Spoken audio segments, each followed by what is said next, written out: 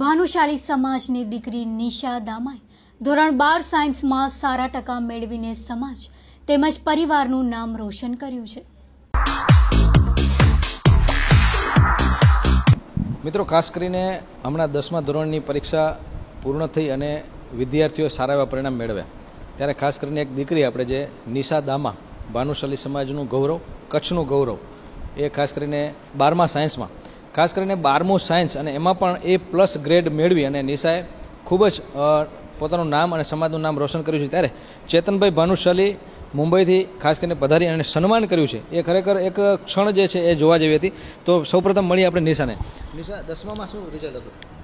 10મામાં 9.6 CGP out of 10. 12મામાં સાયન્સમાં અત્યારે કેટલા ટકા આવે? 12મામાં સાયન્સમાં 3 સબ્જેક્ટ મેરિટ 94.33 થાય છે અને આમ 89.2. તો હવે શું બનવું છે ભવિષ્યમાં આગળ? મારે મોટી થઈને ડૉક્ટર બનવું છે. મારી ઈચ્છા છે હું મોટી થઈને ડૉક્ટર બનું. સ્કૂલમાંથી અત્યારે નવોદય વિદ્યાલય ડુમરા. તો ડુમરામાં એક ગામડામાંથી આટલું સરસ પરિણામ તો કેવી રીતે શક્ય બન્યું? એ બધું અમારા ટીચર્સ અને અમારી ટીચર્સની મહેનતથી શક્ય બન્યું છે અને અમે પણ એના માટે ખૂબ જ મહેનત કરી હતી, જેના કારણે અમે આવું પરિણામ મેળવી શક્યા છીએ. પપ્પાનો અને મમ્મીનો ફૂલ સહયોગ છે. જ્યારે પણ કોઈ વસ્તુની જરૂર પડે ત્યારે એ ભલે એમને ત્યાંથી ભુજથી ત્યાં ડુમરા આવવું પડે, જે 100 કિલોમીટરનું અંતર છે, ભલે પણ એક નાની વસ્તુની જરૂર પડે એ લોકો ત્યાંથી અમને વસ્તુ દેવા આવે છે, જેના કારણે અમને વધારે પ્રોત્સાહન મળે. કેટલી ખુશી છે? ખાસ કરીને બહુ ખુશી છે. એક અંતરિયાળ વિસ્તારમાં સરકારી સ્કૂલમાં જો આવું રિઝલ્ટ આવતું હોય તો હું પોતે ટીચર છું સરકારી, એટલે મને બહુ ગૌરવ થાય છે. અને એમનું એક ધ્યેય હતું કે મારે ડૉક્ટર બનવું છે, એટલે ઘણી બધી મહેનત કરી અને કોલેજમાં ત્યાં એમની સ્કૂલમાં પણ સેકન્ડ આવી છે. અને ખાસ કરીને જે સાયન્સના સબ્જેક્ટ છે એમાં 94+ છે, તો એના માટે ખૂબ આનંદ છે. અને હું ગર્વથી કહું છું કે મારી દીકરી ખૂબ જ અમારું પરિવારનું અને અમારી સમાજનું નામ રોશન કરશે. તો મિત્રો, ખાસ કરીને 100 કિલોમીટર દૂરથી એમણે નિશાએ વાત કરી કે કંઈ પણ વસ્તુ તરત જ એ મમ્મી પપ્પા આવતા હોય છે અને અત્યારે મુંબઈથી 1000 કિલોમીટરનો સફર કરી અને ખાસ કરીને ચેતનભાઈ આવ્યા છે ત્યારે એક દીકરીનું સન્માન કર્યું ત્યારે એમને કેટલી ખુશી થાય? ચેતનભાઈ, એક તમારા સમાજનું ગૌરવ, કેટલી ખુશી થાય છે? પહેલાં તો હું ન્યાયને એ જ કહીશ, ન્યા તું એક આપણી ગવર્મેન્ટની શાળામાંથી જે 94% લઈ આવી છે, તો મને ખરેખર મને ઘણું આનંદ થયું છે. સમાજના તો ગૌરવ લેવા જેવી ઘણી દીકરીઓ છે, પણ બધા પ્રાઇવેટ સ્કૂલમાં જાય છે, પણ તું તો ખરેખર એક 100 કિલોમીટર જે વિસ્તારમાં પાણીની તકલીફ છે, જે વિસ્તારમાં બધી ચીજોની કમી છે, એ વિસ્તારોમાં તું ટીચરનું આભાર માન્યું. અને હું તને કહી દઉં, તારા પપ્પાનું નામ છે ને એ બી હું ટીચર લખ્યું છે. તારા પપ્પાનું નામ આખું નથી લખ્યું મારા મોબાઈલમાં.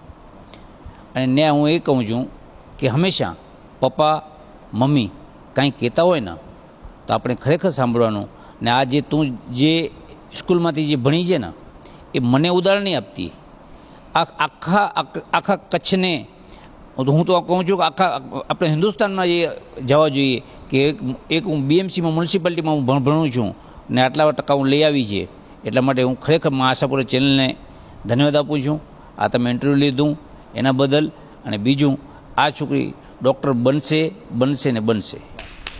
મિત્રો, ખાસ કરીને અત્યારે સરકારનો સૌથી મોટો પડકાર જે છે એ સરકારી શાળાઓ જે છે ઓછી થતી જાય છે અને ખાનગી શાળાનું અત્યારે ખાસ કરીને પ્રમાણ વધ્યું છે. ત્યારે આ દીકરીએ ખરેખર એક બીજી શાળાઓને પણ, સરકારી શાળાઓને પણ એક દ્રષ્ટાંત આપ્યું છે. અને મૂળ શિક્ષક પોતાની દીકરીને જ્યારે સરકારી શાળામાં ભણાવે ત્યારે એ જ દર્શન બતાવે છે કે ખરેખર જો તમે ઈચ્છશો અને ધારશો તો સરકારી શાળામાં સારા પરિણામ આવી શકે છે.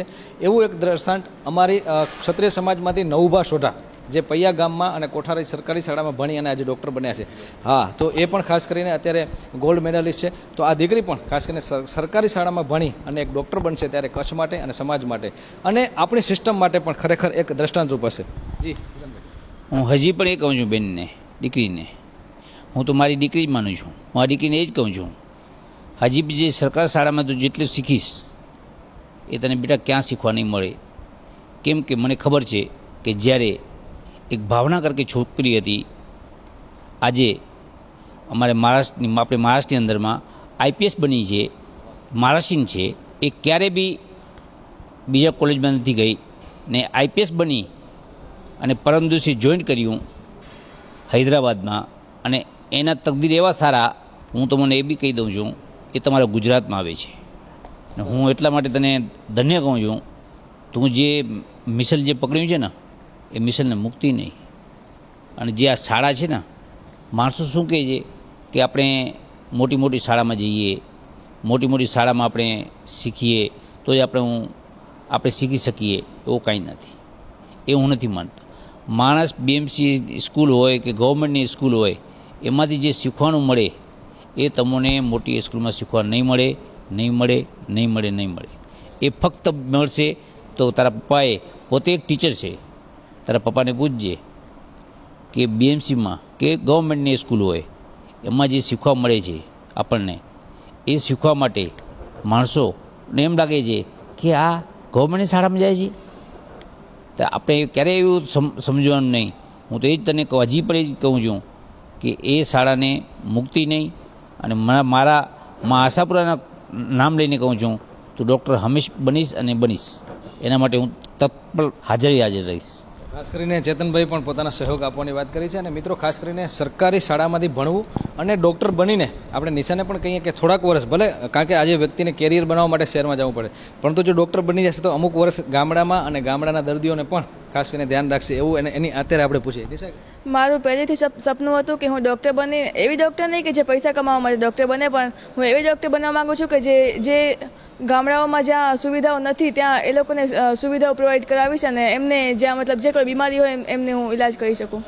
મિત્રો, અત્યારે તમને જણાવી દઉં કે ખાસ કરીને ચેતનભાઈ પણ એક હોસ્પિટલ ચાલુ કરી છે, વ્હીલ્સ ઓન હોસ્પિટલ. હોસ્પિટલ જે છે એ પૈડા ઉપર હોય, એટલે કે એમ્બ્યુલન્સમાં એક હોસ્પિટલ હોય. અને અત્યારે લખપત, અબડાસા અને અંતરિયાળ વિસ્તારમાં ખાસ કરીને હિતેશભાઈ છે એ સતત વોચ રાખે છે. અને અત્યારે હોસ્પિટલ ઓન વ્હીલ્સ, આ શબ્દ પણ યોગેશભાઈ ગઢવીએ આપેલો છે, હિતેશભાઈના મોટા ભાઈએ. તો હોસ્પિટલ ઓન વ્હીલ્સ એટલે કે પૈડા ઉપર ચાલતી હોસ્પિટલ. અને જે નિશાએ વાત કરી કે ગામડામાં અત્યારે આરોગ્યની ખૂબ જ જરૂર છે, ત્યારે ચેતનભાઈનું આજે છે એના માટે હિતેશભાઈ દેખરેખ રાખે છે. અને અત્યારે હિતેશભાઈ કેટલા આપણે ગામડા કવર કર્યા છે, અને એવરેજ અત્યારે આંકડો લગભગ મને હમણાં મેહુલભાઈ કીધું કે 6-7 હજાર તો એનાથી વધી ગયો છે. જી, એનાથી બિલકુલ વધી ગયેલો છે.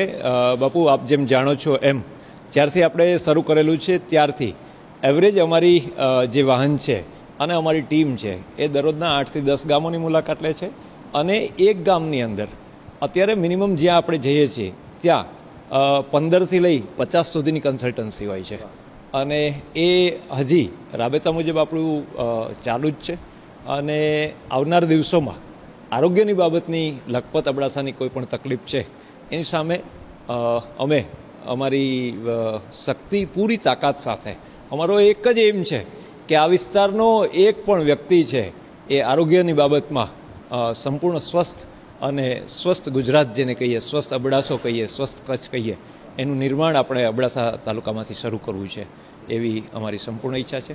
અને ઘણા બધા આમાંના જે છે એ લોકોને આનો લાભ મળેલો છે. અને આવનાર દિવસોમાં હજી જે કાંઈ લાભ છે એમાં શું વિશેષ આપણે પેલું કરી શકીએ એ પ્રકારે અમે સેવા કરવા માગીએ છીએ. મિત્રો, ખાસ કરીને અંતિમ એક શબ્દ કહીશ કે 2017માં ત્રિવેણી સંગમ અત્યારે મેં જોયો છે, શાળા પ્રવેશ ઉત્સવ, વનોત્સવ અને આરોગ્યનો ઉત્સવ, કે વ્યક્તિ પોતાનો આરોગ્યનો ઉત્સવ ઉજવી શકે. આજે ગામડામાંથી શહેરમાં જવું હોય તો એનો રોજ તૂટે, એના કિલોમીટર ચડે, અને પછી એ છોકરાને તાવ આવતો હોય તેની દવા પણ ન લઈ શકે. ત્યારે હોસ્પિટલ ખુદ જો દર્દીઓ પાસે જતી હોય તો આ ત્રિવેણી સંગમ ખાસ કરીને કચ્છમાં જોવાયો છે. અને આવતા સમયમાં હજુ પણ આ વિસ્તારના જે ખૂટતા પ્રશ્નો છે એના માટે માતૃશ્રી ભચ્ચીભાઈ સુંદરજી મેમોરિયલ ટ્રસ્ટને આપણે એ પણ અપીલ કરશું કે હજુ પણ ખૂટતી કડી છે આપ દૂર કરો. કેમેરામેન ગિરીશ ગરવા સાથે જયમલસિંહ જાડેજા, મહાસાબરા ન્યૂઝ, સામત્રા, કચ્છ.